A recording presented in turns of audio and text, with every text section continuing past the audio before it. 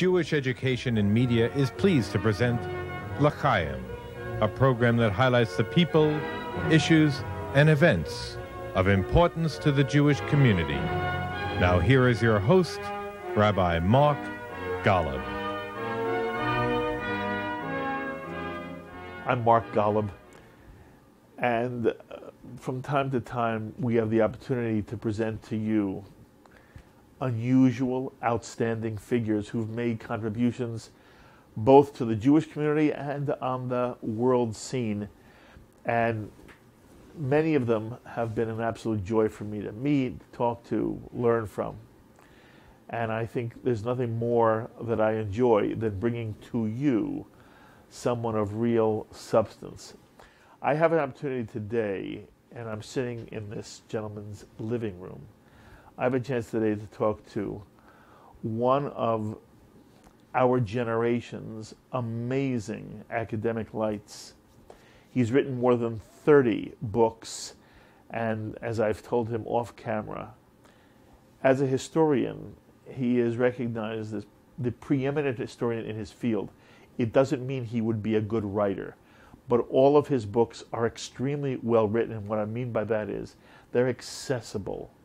Anyone with any affinity for reading can pick up one of this man's books and feel that he's talking to them in a way that elucidates and explains and addresses concerns of the reader.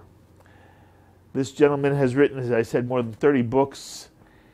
He is known as the first true historian of the Middle East.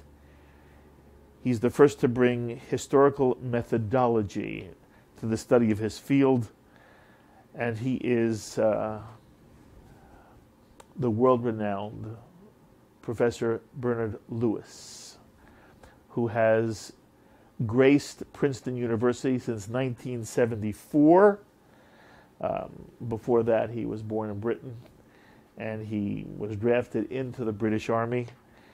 He was placed first into a regiment tank, but he ended up in intelligence, then went on to chair the University of London's Near East and Middle Eastern History Department, became the absolute world preeminent scholar in issues relating to Turkey, and then from there became known for his writings on the Middle East in general, and more specifically, the world of Islam.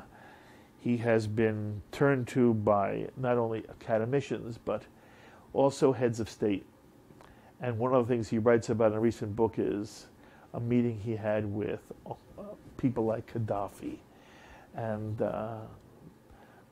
he is also known for having been at least looked to by the Bush administration, has had a relationship with former Vice President Dick Cheney. And he's written a number of books which I've been privileged to have in my library over the years.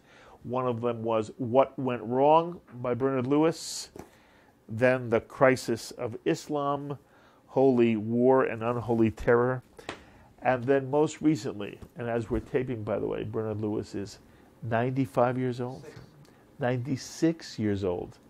Amazing.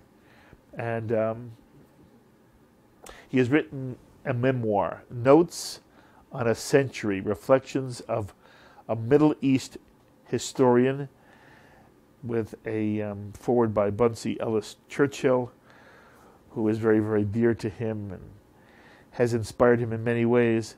And I have asked him if I could sit with him for a while, and you have very graciously welcomed me into your home and said that you would talk to me. And I want you to know it is a thrill for me to be able to sit with you. And I've watched you, I've studied with you, I've learned from you for years and years and years.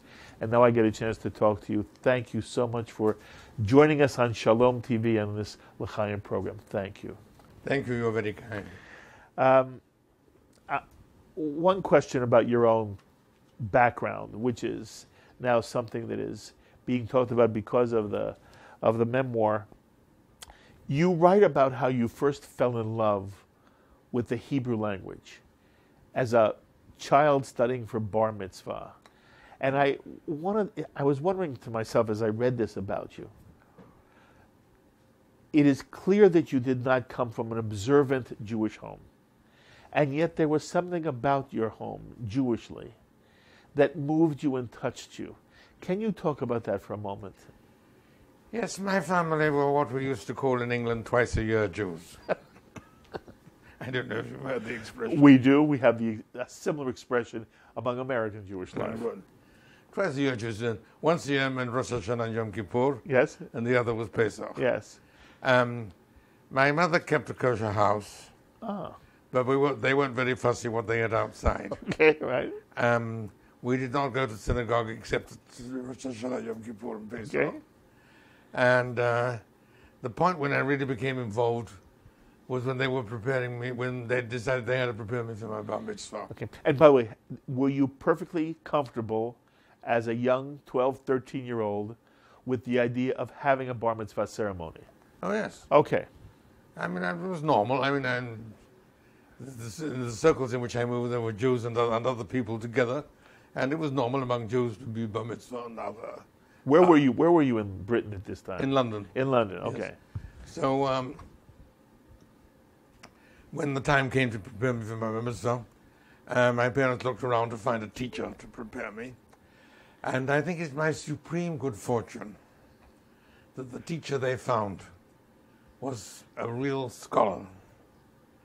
And for me, it was an exciting experience.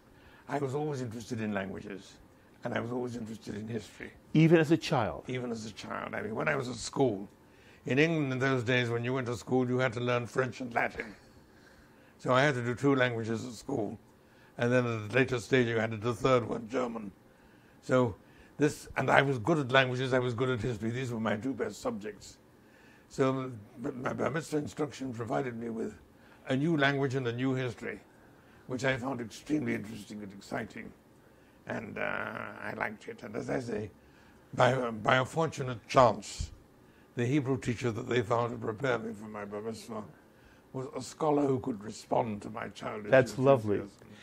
You write, I understand that basically, even after your bar mitzvah ceremony, you continued studying with this teacher. That is correct. My parents were utterly astonished, as you can imagine. But I said, could I continue to study with this teacher after my bar mitzvah? They were surprised, but they didn't object, and they agreed readily. And the teacher agreed more than readily, enthusiastically. Okay. This is the 1920s, is it not? So, so there is no yet state of Israel. There is the infant Jewish yeshuv in Palestine. Right.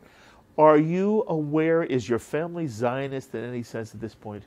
At that point, well, to some extent, but not it wasn't a major concern. So Hebrew, although Hebrew was really revived by Eliezer ben Yehuda and the whole movement to state. Didn't know anything about that. Nothing. Okay. No, my family didn't, but I did. You did? I got it from my Hebrew teacher. Okay.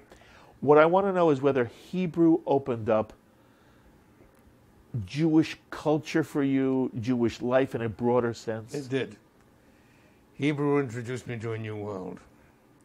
And as I said, it was my supreme good fortune that my Hebrew teacher was a person who could understand this, who could appreciate it, and who could respond to my childish enthusiasm. And this eventually determined my choice of profession. Really? Yes. I did Hebrew with him. And then, as you know, if you do Hebrew and study Jewish literature, you get onto Aramaic. So that brought me to my second Semitic language. And that led to other things. So when the time came to go to university, I decided that was the direction in which I wanted to go. I don't want to embarrass you by this question, but I hope you'll take it seriously. Look, there are people you have met in your life, and you realize you're with an unusual person, with an unusual mind, an unusual talent. Maybe it's music. Everybody is unique in the world. Okay. So at some point, do you become aware that you have been blessed with an unusual intellect? And does it place a responsibility? Do you feel any sense of responsibility as somebody, let's say in his teens or in his 20s, to do something with this God-given gift of intellect? When I must confess I hadn't thought of it in those terms. But since you put it that way, I must agree. Okay, okay. And this drove you into academic life and history and being, okay. Yeah. I want to read one line that you wrote in Notes on a Century, and I want just for you to comment on this. History becomes not only your profession, it is your passion, correct? Correct. Okay. You write this in Notes on a Century. We live in a time when great energies are being devoted to the falsification of history, to flatter, to deceive, or to serve some sectional purpose.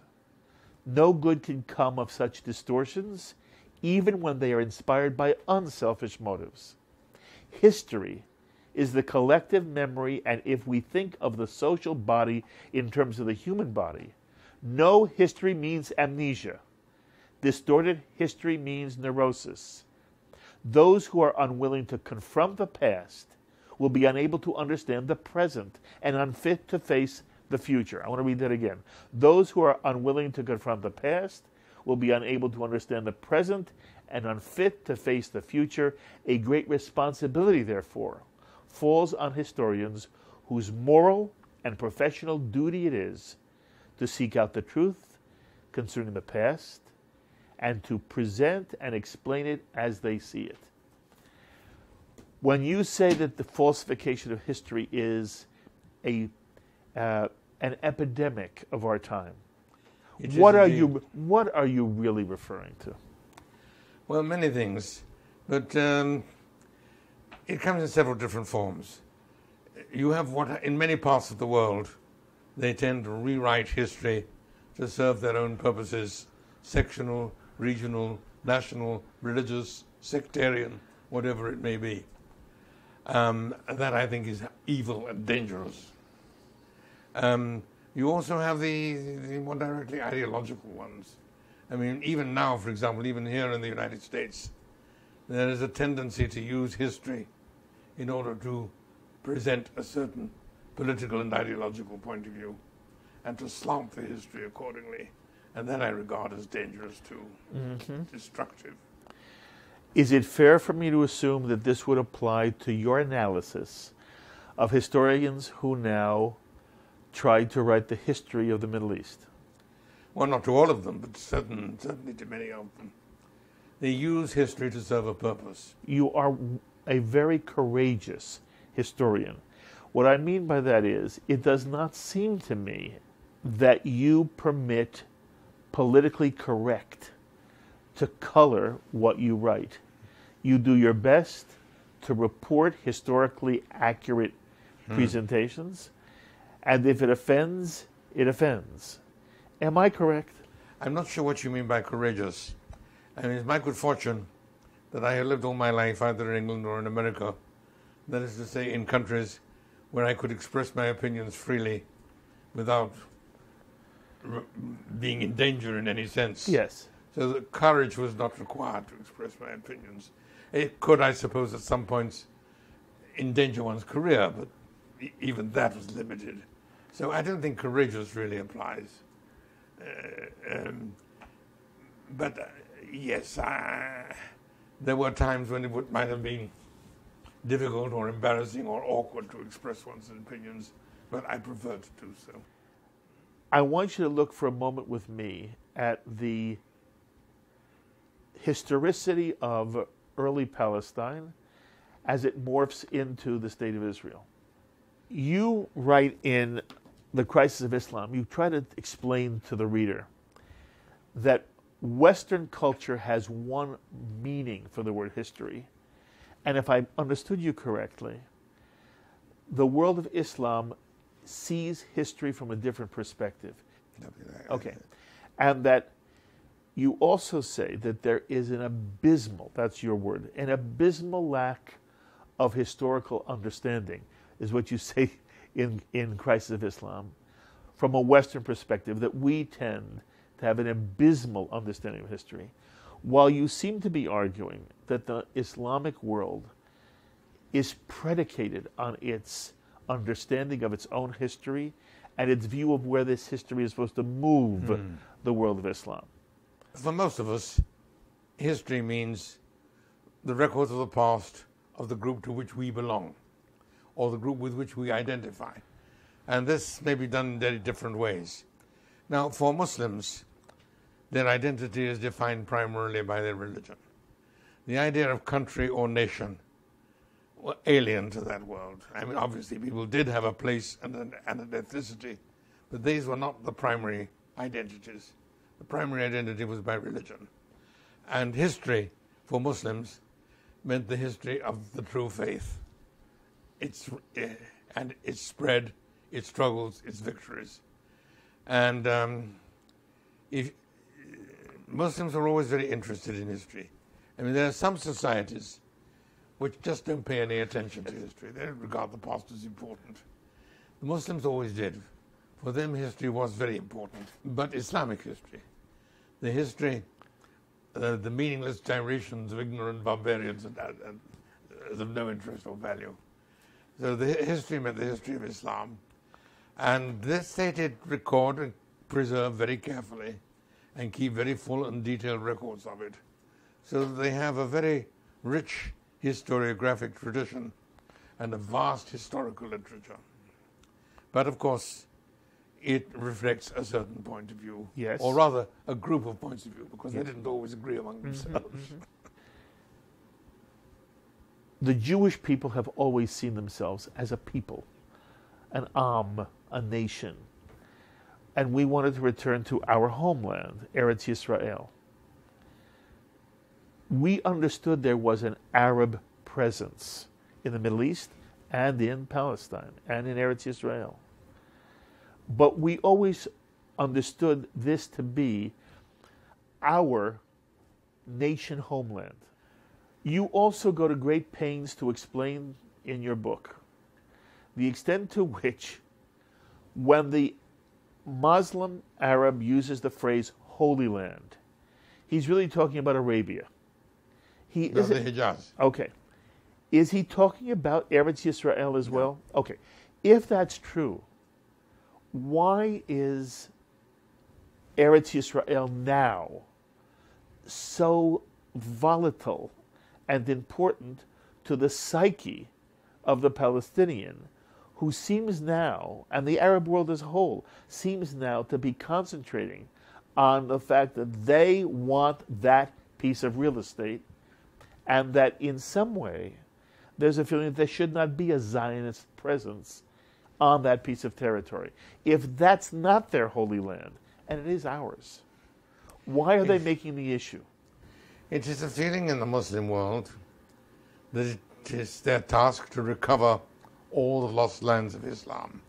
And that doesn't only apply to Palestine, it applies to Spain, in Portugal and the Balkans. They feel that very strongly. The historical process has to go through three phases. The first phase, according to their teaching, is to to end non-Muslim domination in the lands of Islam. The second is to recover the lost lands of Islam, which means primarily Spain. And the third is to bring Islam to the rest of the world. Are you saying to me that the reason why Palestine is important to the Palestinian, Eretz Yisrael is important to the Palestinian, is only because at one time it was under Muslim rule? It was part of the lands of Islam, Okay. yes. You point out that Mecca and Medina are their two most important cities. Right. How important to them in historical terms is Jerusalem? Well, there's a lot of argument about that in the Muslim world. Originally, it was of no importance at all.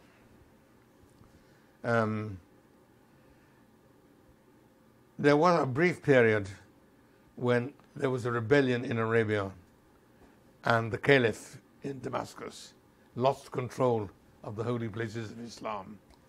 So he decided to have a sort of local pilgrimage and established it in Jerusalem. But then he recovered control of the holy places, and that ended. That was the only period when Jerusalem was regarded as holy. Otherwise, it wasn't.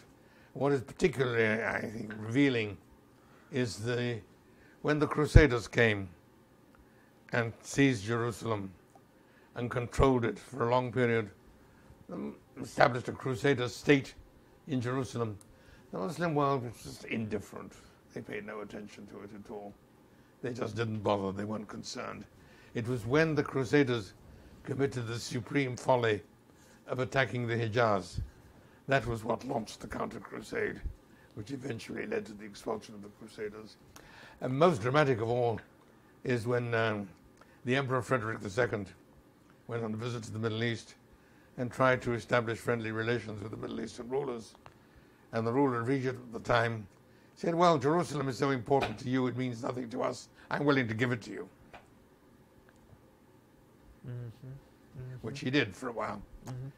But the Crusaders handled it very stupidly.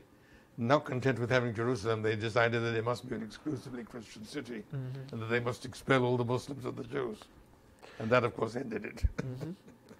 You do make it clear that from a Muslim perspective, no one who is non-Muslim, the infidel, is not to be on Arabian soil. Is that correct?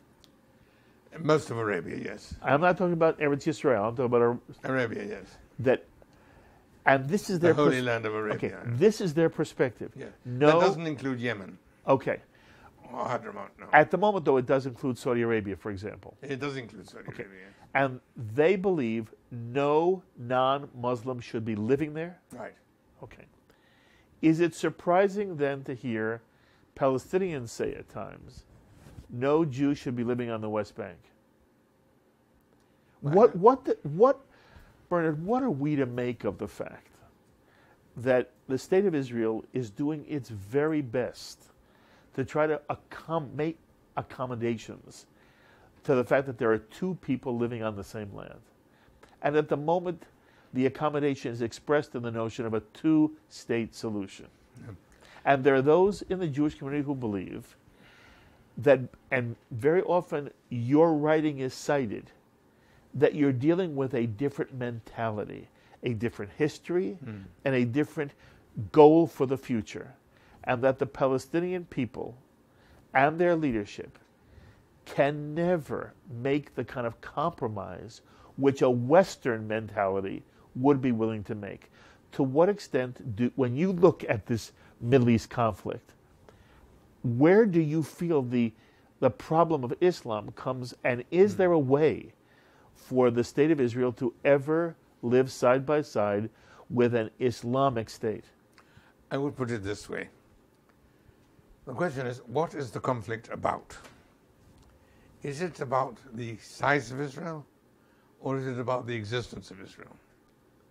If it's about the size of Israel, then it's a normal frontier dispute, like Alsace-Lorraine or Texas or so many others in human history. And it means that after perhaps even centuries of struggle, sooner or later a compromise can be worked out and agreement reached. If, on the other hand, it's about the existence of Israel, then there is no compromise between existing and not existing. And the struggle will continue until the Arabs either accept the existence of Israel or achieve their purpose. Are you saying that you really believe it's the latter? That it's not about... For the moment, it's the latter. It is the latter. For the moment, the latter is the predominant attitude. But there are signs of change. The signs of change come when the Arabs see themselves confronting a greater danger, a more dangerous enemy than Israel. And this has happened from time to time. Why did Sadat suddenly decide to make peace with Israel? The answer is Egypt was becoming a Russian colony. I used to visit Egypt quite frequently at that time. And the Soviet presence in Egypt was much more offensive, much more visible than the British presence had ever been, even at the height of British power, which I'm old enough to remember. An Egyptian friend of mine put it very well. He said both the British and the Russians treated Egypt as their cow. He said the difference was that the British wanted milk, the Russians wanted beef. But you say that now there are signs that give you hope? Yeah. Now there are signs that give me hope, again for the same reason, confronting a greater danger. The danger of Iran and the danger of Islamic radicalism. I mean, I think there are people now who realize that the Arab world faces worse enemies and greater dangers than Israel. And that may lead them, it has already led some of them, in the direction of compromise and acceptance. Interesting. You do try to make it clear that the Muslim world does have one sense of religious unity. Yes. Not ethnic unity, not national unity, but religious unity. Yes. Why is Iran, which is a Muslim country, threatening other Muslims? Iran is Shiite. As opposed to Sunni. As opposed to Sunni. Do you feel the United States of America is in a war against Islamic extremism? Yes, I do. And would those who would make war on the West and on America use terrorism as a device? And that is so. Okay. Are you ever concerned that there is a lack of appreciation within America for the extent to which we are in a war with Islamic extremism? Yes, I am concerned. I feel there is insufficient understanding of what is happening in the Islamic world. Insufficient readiness to follow what is being said among the Muslims themselves. One of the problems is language. Yes. You know, in the modern world, we have radio, television, and all the other things, and a lot is being said very publicly, but it's being said in Arabic and in Persian and in Turkish, and we have to rely on translations. And I had occasion once to compare the summaries and translations of Arabic broadcasts prepared for the British and for the American governments. Both British and American governments had elaborate listening apparatus to follow Arabic broadcasts and to prepare reports on them. And of course, the people who prepared them were for the most part, if not entirely, Arabs. And it was interesting, the Arabs employed by the British government generally toned down anything anti-British and emphasized anything anti-American. The Arabs employed by the American government did the exact opposite. They emphasized anything anti-British and toned down anything anti-American. I mean, the motivation is obvious. They wanted to have good relations with their employers. And but the difference was very striking. Mm-hmm. It always amazes me that we don't seem to have people who are both competent to listen and to translate and then to publish what is being said in the Arab world. Why is that? Why isn't there, even in Israel, I'm told, that there is not enough of an understanding of what you understand is being said in the Arab world? Why is that? There's a famous saying, the German poet, against stupidity the gods themselves fight in vain. Is it just stupidity, Bernard? What else can it be? An unwillingness to face reality. And it could be that, which is different than stupid. Yeah. Although it's stupid to do that. Yeah. Yes. So, do you feel that there are people who are in positions of responsibility in the United States, in Israel, who do understand it as you understand it? I don't know. Mm-hmm. I wish I could say yes. Okay, that's very honest of you. I appreciate that. In America, Jews are part of the liberal community by and large. Mostly, yes. And the liberal philosophy goes like this. All people basically have the same human instincts. They want their families to be happy and safe. They want their children to grow again in health and be happy and have a good, wonderful future.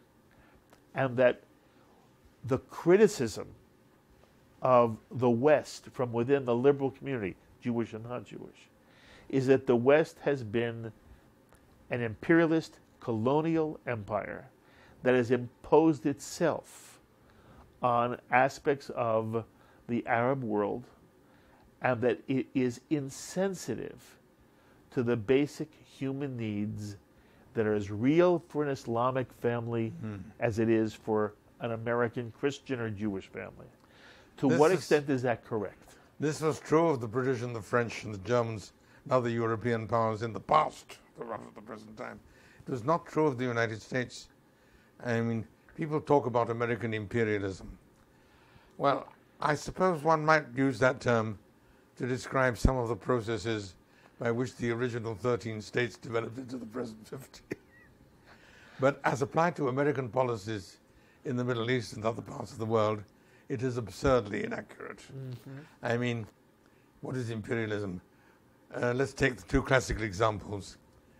When the British went to India in the 18th century, or when the Romans came to Britain 2,000 years ago, an exit strategy was not uppermost in their minds. Of course. How do you answer those who would say that, lo and behold, it was British, French, and later American imperialism which allows America to go into Kuwait in the Gulf War to fight to get Saddam Hussein out, and who in essence have been supporting Israel against the Palestinians since 1948. Well, all I can say is that people who use the term imperialism to describe American policy in the Middle East are showing ignorance of one of two things, either of American policy or of English lexicography. And what is more the truth? English lexicography. But you supported the United States' entry into Kuwait in the Gulf War of 1991. I did, yes. Why did you feel that was appropriate? Because Saddam Hussein had committed a wanton act of aggression, judged by any standard, and for that he had to be stopped and punished. I think the great mistake was in stopping at the point when they went there and then withdrew. I suggested at the time, when they went to Kuwait and then went back, left it. I suggested at the time that the operation should have been named Kuwaitus Interruptus. But you do write in your own book that the Muslim world, the Arab world, did not view America's intervention in Kuwait as positive. The idea of the infidels in the Holy Land of Arabia was obviously offensive. Yes. But there were others who complained and said, why didn't you go ahead and finish the job? You are supposed to have supported the invasion of Iraq, and you say that you are being misquoted. Is that correct? That is correct. What was your position about the Iraqi war? And my position was this. The north of Iraq was independent and was functioning very successfully. At a certain point, the Iraqis made a proposal to establish in the north of Iraq a provisional government of free Iraq. They did not ask for any military or financial help. All they asked for was diplomatic and political help. And they said that would help them. Now, I thought this was a splendid idea. I mean, a government of free Iraq established by Iraqis in Iraq would have been very effective, very powerful. All they asked, as I said, was political and diplomatic help. And they didn't get it. Instead, they got the invasion, which I thought was a disastrous mistake. I said so at the time, and I still think so now. Were you worried back then that there were weapons of mass destruction, which the United States had to go into Iraq to ferret out and destroy? I didn't know anything about that. Okay. So when you were quoted by individuals, you were being really misquoted. Yes. Okay. Come back now to the Israeli-Palestinian conflict. On the one hand, you've said, yes, there is an Islamic mentality. Right. On the other hand, there may be greater pressures put on the Palestinian Arab community that would make them more willing now to compromise? Right. When they face a greater danger, a worse enemy, then they're willing to compromise. This has happened several times. Okay. If you were talking to those in the Jewish community who argue, Bernard, the Palestinians have only one agenda for Hamas and Fatah, which they claim is the same. I'd love to hear whether you think they are or not. Hamas and Fatah view Tel Aviv the same way they view Hebron, that there's no difference between the West Bank and Israel proper, and that they ultimately are using the West Bank as, in stages, the dismantling of the State of Israel.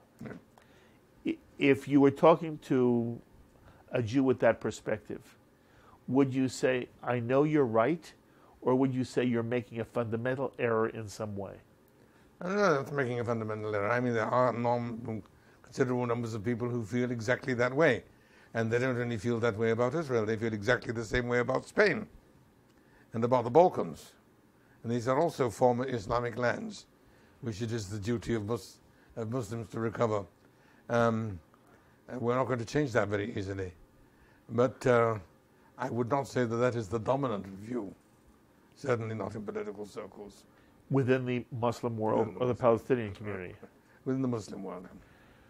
If you had the ear of whoever is the Prime Minister of Israel, what would you have them do about making peace with the Palestinians? Is there something you feel isn't being done that you wish would be done? No, I think they're doing very well. Mm-hmm. Some people are suggesting Israel should just get up and leave the West Bank. Do you think that would be smart? No, Israel has to protect itself. I think it would be, it might be wise to make some territorial adjustments, yes.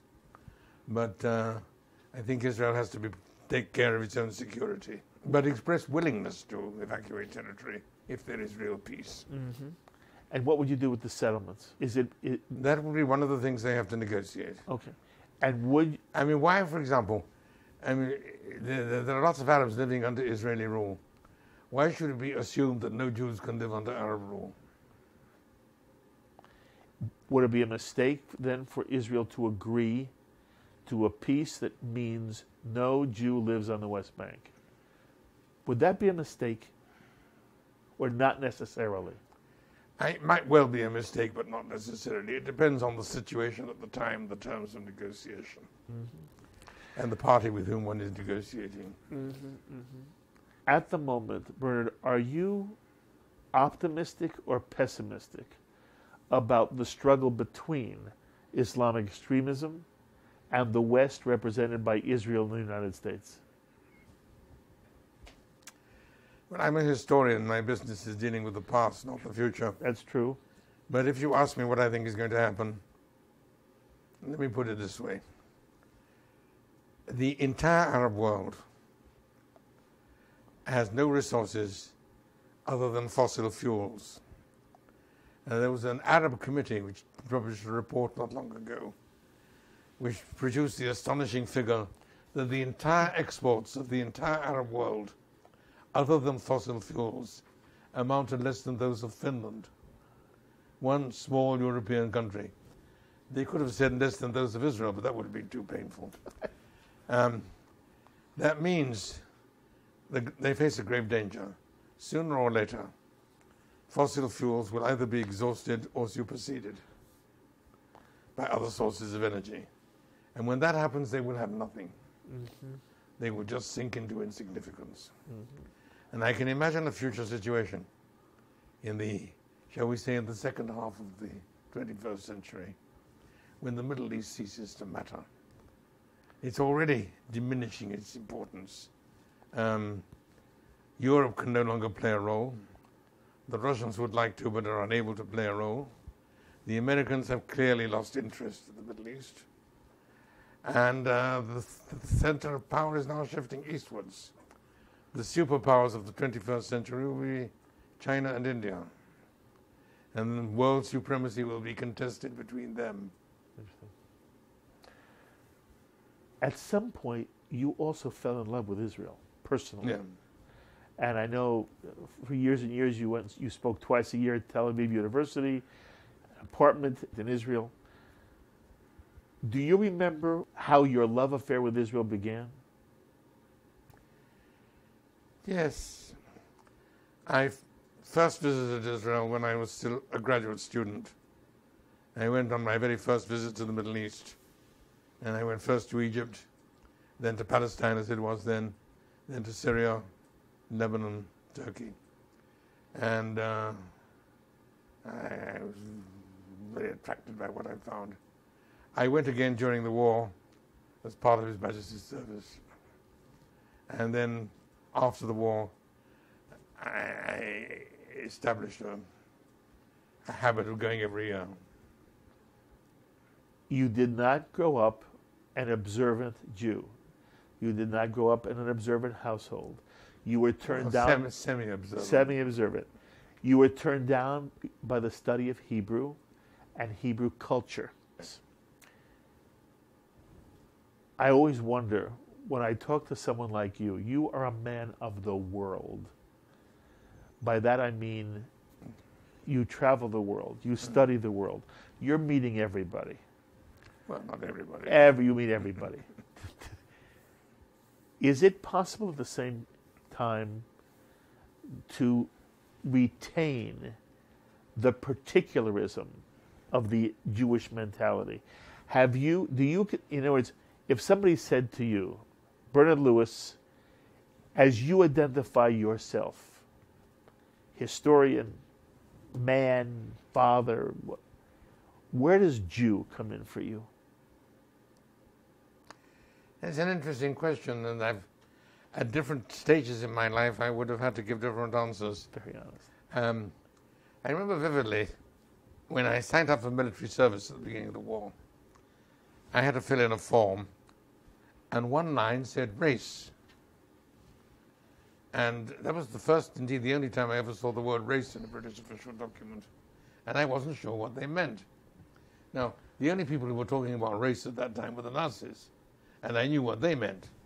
So I said to the sergeant who was in charge, I said, am I supposed to put Jewish?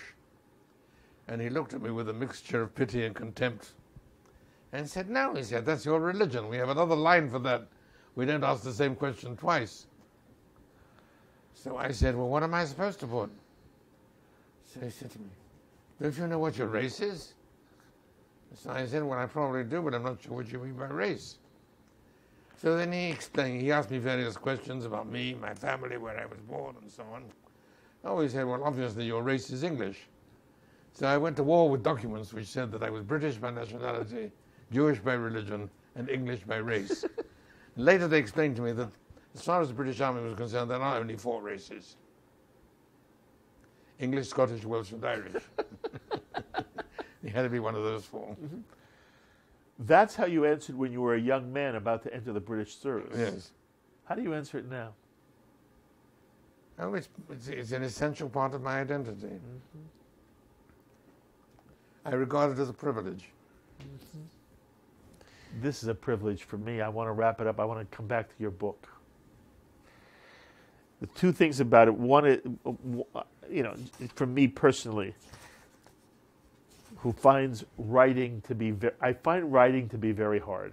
But you have, and I don't remember if it's in this book or this book, you have almost like an ode to the typewriter. You have a wonderful, did you write this? Yeah. It's called The Typewriter at the beginning of the book.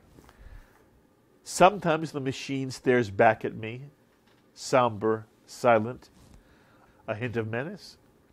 Sometimes it works with me, anxious, eager for reassurance. Sometimes it sits in judgment, hearing, condemning, pondering sentence. Bernard, how hard is it for you to write? There's no single simple answer to that. Sometimes it's very easy, sometimes it's very difficult. It depends when and where and how, what my situation is, what the circumstances are, and what I'm writing about. Do you always love to write? Not always, but mostly, Not always. yes. Okay. But mostly, yes. But wait, I'll say this again. You write so well, it's hard to believe it's a chore for you, but I have never spoken to any writer who doesn't tell me how hard. I had one writer said to me, the typewriter drinks blood.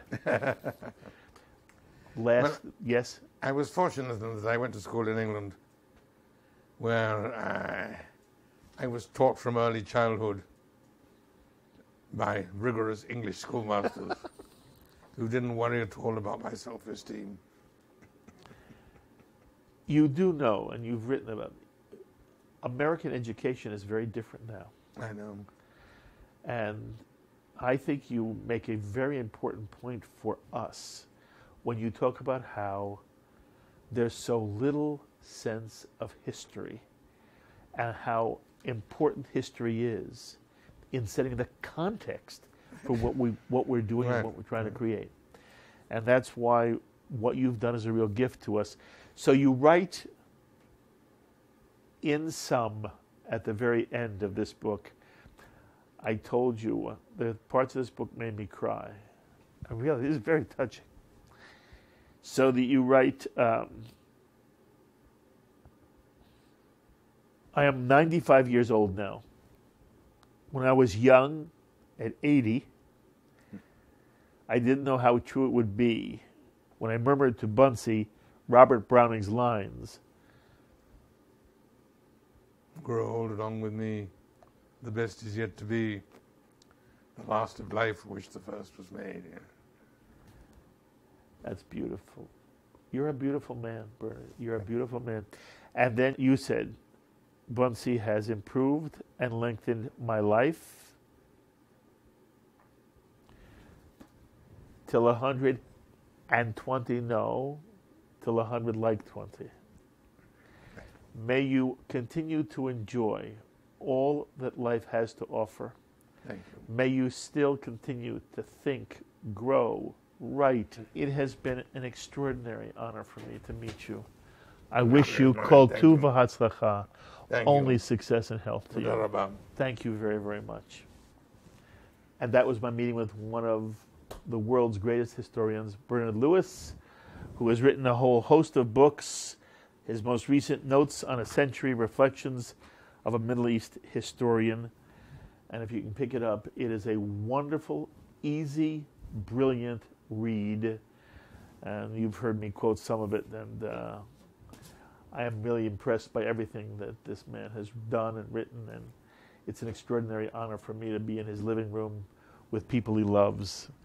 And I thank you very, very much. As always, I invite you to be in touch with me with any thoughts or comments you may have. And if you want to be in touch with Professor Lewis yourself, you can email me and I will forward your emails on to him. Please email me, write me, post on our Facebook wall, tweet me. I look forward to hearing from you. Until the next time, I'm Mark Golub. L'chaim, my friends, to life.